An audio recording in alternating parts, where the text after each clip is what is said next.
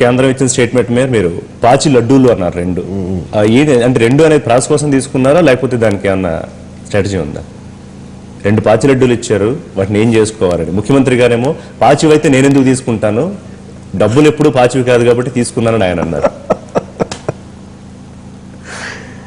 దానికి ఒక కథ వద్దులేండి, అది అర్థం అవ్వాల్సిన ఒక అర్థం అవుద్ది, జనాలకు కూడా అర్థమైతే ఉంటుందేమో.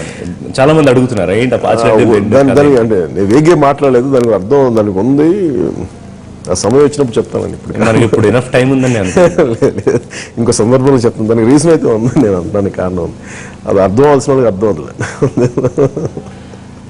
డబ్బులు పాచిపోవు కదా ఏపీ సీఎం అంటున్నట్టు, డబ్బులు ఇస్తామంటే బాధ.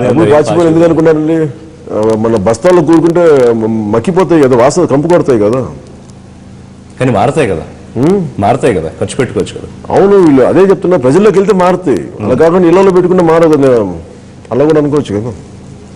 నిజంగా అంత డబ్బు వాళ్ళు నిజంగా అడగండి, నేను సింపుల్ ఒకటే ప్రశ్న అడుగుతున్నా,